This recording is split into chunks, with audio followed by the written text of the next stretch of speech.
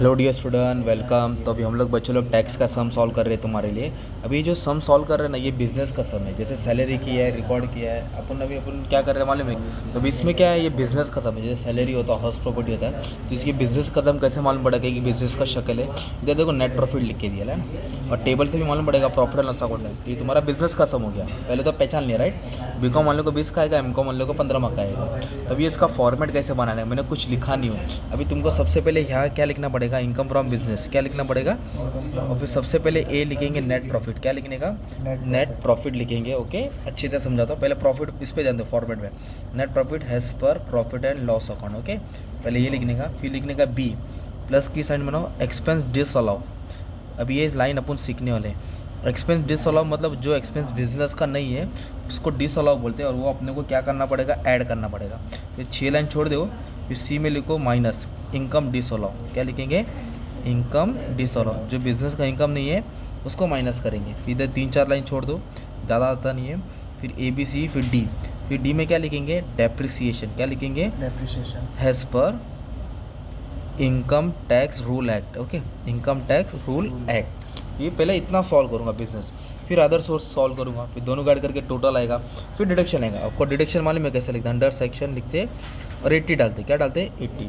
अब सम की शुरुआत कैसे करेंगे, क्या करेंगे मालूम है क्या? एक्सपेंस डिसअलाउड मैं बताता हूँ। अभी जैसे कि मतलब अभी जैसे कि मान लो मुझे कुछ नहीं आता है, तो मेरे को पहले फॉर्मेट लिखूंगा मैं एग्जाम में। जैसे मैंने फॉर्मेट बना दिया, फिर जब क्वेश्चन में जाएंगे ना, इधर देखो नेट प्रॉफिट मिलेगा। कितना दिया? 2,99,000। तो इधर लिखो net profit as per profit and loss 2,99,000। फिर आप लॉजिक लगे, अरे यार सर ने बोला एक्सपेंस डिसअलाउ, इधर डिसअलाउ, हाँ एक्सपेंस डिसअलाउ, इनकम डिसअलाउ। तो एक्सपेंस डिसअलाउ वो खर्चा होता है जो पर्सनल एक्सपेंस होता है, जो प्रोप्राइटर लेता है, जो बिजनेस का नहीं होता है, जो बिजनेस के दायरे के बाहर होता है। तो सबसे पहले इतना लिखने के बाद ना, सबसे पहले ये नेट प्रॉफिट लिखने के बाद डेप्रिसिएशन पे अटैक करो। किसको अटैक करो? डेप्रिसिएशन। डेप्रिसिएशन में कैसे अटैक करेंगे? 2 डेप्रिसिएशन दिया, एक टेबल में दिया है, डेप्रिसिएशन नॉन कैश आइटम होता है, एक टेबल में दिया है और एक एडजस्टमेंट में दिया है। तो जो टेबल वाला ऊपर आएगा, एडजस्टमेंट वाला नीचे आएगा। एडजस्टमेंट में बोला भी है, इनकम रूल एक्ट है ना। तो मैं टेबल वाले को कैसे लिखूंगा? ऐसे लिखूंगा, डेप्रिसिएशन हैज़ पर बुक। क्या लिखूंगा? Depreciation as per book. तो टेबल वाला डेप्रिसिएशन डिसअलाउ होता है, कितना दिया है? 32,000। इसको फिलहाल अंदर कॉलम में डाल दिया मैंने, है ना। फिर एडजस्टमेंट में भी डेप्रिसिएशन दिया अलाउबल, कितना दिया? इनकम टैक्स रूल के हिसाब से 35। तो उसको अपन क्या कर देंगे, इधर डाल देंगे 35,000। तो ये माइनस होता है, मैं बताता बाहर क्यों लिखा, ठीक है। मतलब टेबल वाला ऊपर आया, एडजस्टमेंट वाला नीचे आया, और सबसे पहले प्रॉफिट एंड लॉस लिखा। मतलब इधर तक तुमको 2 मार्क मिल गया, कॉलम वाला का ना यार। अब अपने को ना एक एडजस्टमेंट बढ़ाता हूँ, एक एडजस्टमेंट तुम्हारा डाउट क्लियर होगा। जैसे कि रेंट है, तो रेंट तो बिजनेस का ही होता है, क्योंकि बिजनेस का रेंट दिया। पर इधर क्या बोला एडजस्टमेंट में, जो रेंट का आधा रेंट है ना, हाफ रेंट, वो रेसिडेंशियल फ्लैट, रेसिडेंशियल मतलब खुद रहता रहेगा, खुद रहता रहेगा बोले तो पर्सनल हो गया। तो ये 24,000 में से 12,000 पर्सनल हो गया। क्या हो गया? पर्सनल हो गया। तो इसके लिए वो रेंट एक्सपेंस डिसअलाउ में आएगा। अच्छा। तो ऐसे लिखेंगे रेंट। क्या लिखेंगे? ब्रैकेट में लिखेंगे पर्सनल। क्या लिखेंगे? पर्सनल। हाफ। कितना आएगा? हाफ। तो पूरा 24 नहीं आएगा, 24 में से आधा पर्सनल है, तो 24 का आधा कितना हो गया? 12,000। तो जो पर्सनल, जो बिजनेस का नहीं, जो donation, charity, wealth tax, income tax, जो डिसअलाउ वो इधर आएगा, और जो बिजनेस का उसको हाथ नहीं लगाने का, जो बिजनेस का नहीं है वो लिखने का इधर। तो ऐसे मैंने किस पे था? रेंट पे था। किस पे था? अभी इधर बोला स्टाफ वेलफेयर एक्सपेंस। तो स्टाफ वेलफेयर कितना दिया था उस मालूम है क्या? ये किधर है स्टाफ वेलफेयर? ये स्टाफ वेलफेयर बोलते तो एम्प्लॉयज़ के ऊपर खर्चा गया, तो बिजनेस का ही होता है। इधर क्या बोला? 15,000 उसने ना मेडिकल ट्रीटमेंट कराया, अपने भाई का कराया। किसका कराया? Medical treatment. तो ये पर्सनल हो गया ना, घर का खर्चा। तो अभी आप लोग क्या लिखेंगे? ऐसे लिखेंगे मेडिकल, है ना, ट्रीटमेंट। क्या लिखेंगे? मेडिकल ट्रीटमेंट ब्रो का कराया। कितना हज़ार कराया? 15,000। मतलब 65 में से 50 बिजनेस का है, 15,000 घर पे डाला उसने, 15,000। इससे अपन को मालूम पड़ जाए। ओके, अब इधर क्या बोला? 100 रुपये लॉटरी टिकट डाला। किधर डाला?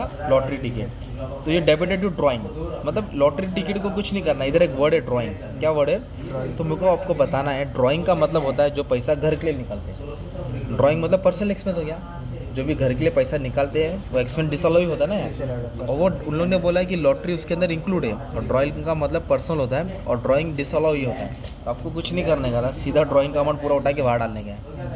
तो 100 रुपये घुमाने के लिए दिया था, बोला 100 रुपये इसके अंदर ऐड है। हाँ भाई ऐड है, 28,000 पूरा डिसअलाउ ही होता है। फिर मान लो एडजस्टमेंट सॉल्व किया ना, फिर स्टार्टिंग से पड़ गया। सैलरी बिजनेस का है, तो इधर बिजनेस का जो रहेगा वो नहीं लिखने का, जो बिजनेस का नहीं है वो लिखने का, तो उसको छोड़ देंगे।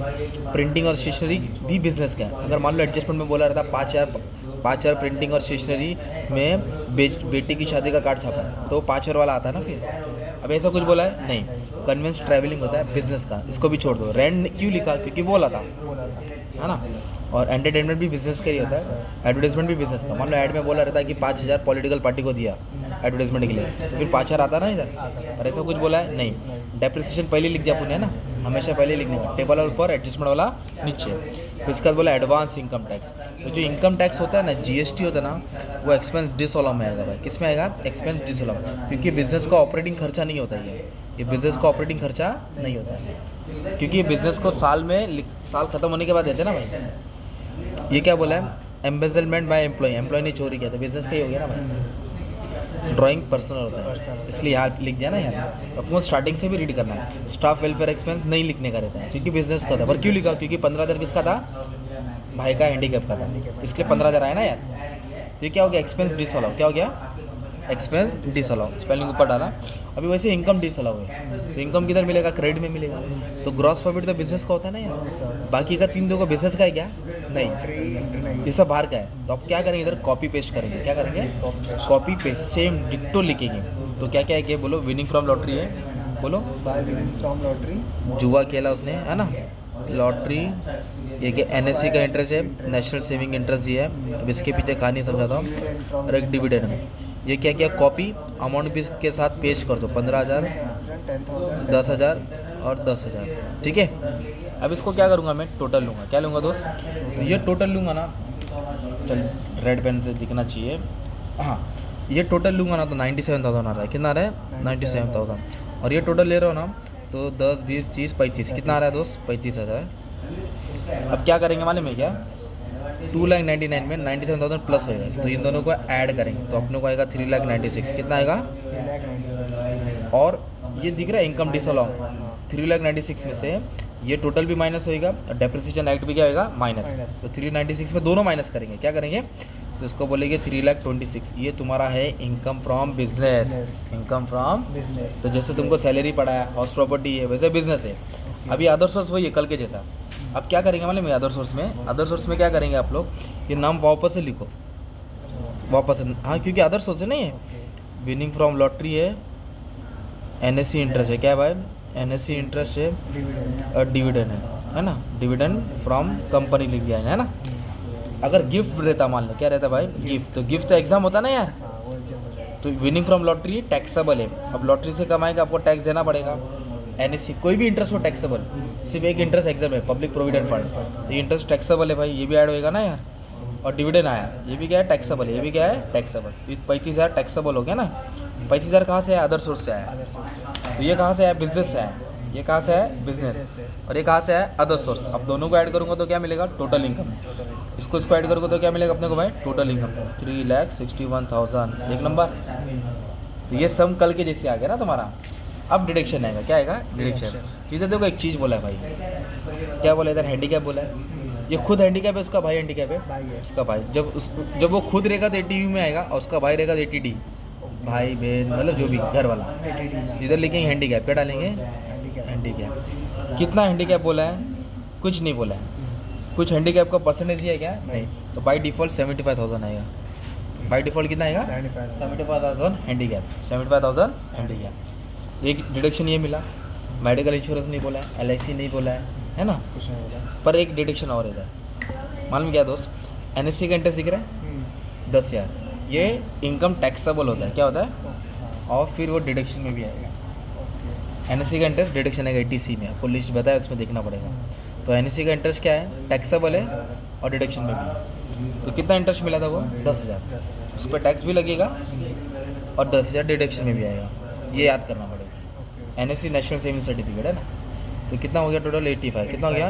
85। तो इसमें से 85 क्या करेंगे? माइनस करेंगे। करेंगे। तो ये तुम्हारा फाइनल आंसर आ जाएगा। इसमें 85 क्या करेंगे? माइनस करेंगे। नेट टैक्सेबल इनकम मिलेगा ना। अब ये क्वेश्चन ले लो तुम्हारा, जैसे कि इधर क्या बोला है? सुनो, सैलरी के अंदर क्या बोला? प्रोपराइटर बोले तो मालिक हो गया। मालिक। तो एक्सपेंस डिसअलाउ में आएगा, मतलब इधर आएगा दोस्त, है ना। ओके। डेप्रिसिएशन की ये एक डेप्रेशन टेबल वाला ऊपर आएगा और एडजस्ट वाला डेप्रेशन किधर आ जाएगा दोस्त, नीचे आ जाएगा। ये भी ईजी हो गया। मोटर कार क्या बोला है, पर्सनल है। कितना पर्सनल है, 1/5। तो 25,000 में से 1/5 मतलब 5 से डिवाइड करेंगे तो जो भी आएगा वो तुम्हारा किधर आएगा, एक्सपेंस डीसल मतलब 5,000 आएगा ना। मोटर कार कितना है 25, तो उसको 5 से डिवाइड किया तो 5,000 आ गया ना। सैलरी हो गया। Conveyance business, printing business, staff welfare business, ये क्या इन्वेस्टमेंट, कितना इन्वेस्टमेंट किया, पब्लिक प्रोविडेंट फंड, तो ये इन्वेस्टमेंट हो गया ना। तो ये बिजनेस में थोड़ी इन्वेस्ट किया, बाहर किया ना। ये एक्सपेंस क्या हो जाएगा, डिसअलाउ। डेप्रिसिएशन आएगा, इनकम टैक्स आएगा। ये क्या है, इनकम डिसअलाउ। कॉपी पेस्ट करेंगे ना, इधर क्या करेंगे, कॉपी पेस्ट सॉल्व करेंगे। अब इसमें डिडक्शन देखो 2 दिया है। ये क्या बोला है, मेडिकल इंश्योरेंस, मेडिकल इंश्योरेंस, तो लास्ट में आएगा ना डिडक्शन में। और एक डिडक्शन ये आएगा, इन्वेस्टमेंट किया ना, पब्लिक प्रोविडेंट फंड, OETC में आएगा। तो ऐसा कुछ भी सम घुमा फिरा के दिया रहेगा आपको। तो आपको क्या समझ में आया, पहले नेट प्रॉफिट लिखने का, जो एक्सपेंस पर्सनल है, डेप्रिसिएशन, इनकम टैक्स, पर्सनल जो बिजनेस करें वो लिखेगा, इधर कॉपी पेस्ट करेंगे, डेप्रिसिएशन एक्सपर IT रूल लिखा, उसको सॉल्व करके इनकम फ्रॉम बिजनेस मिलेगा। फिर से नाम डालने का, फिर देखने का टैक्सेबल है कि नॉन टैक्सेबल, टोटल इनकम आएगा, फिर डिडक्शन आ जाएगा ना भाई। PPF टैक्सेबल नहीं है ना। नहीं PPF ये इन्वेस्टमेंट किया ना भाई ने, ये डिडक्शन में आता है। वो इनकम नहीं है, वो इन्वेस्टमेंट है। इनकम टैक्सेबल और एग्जम्प्ट होगा, ये इन्वेस्टमेंट था तो डिडक्शन में आता है। ठीक है, थैंक यू।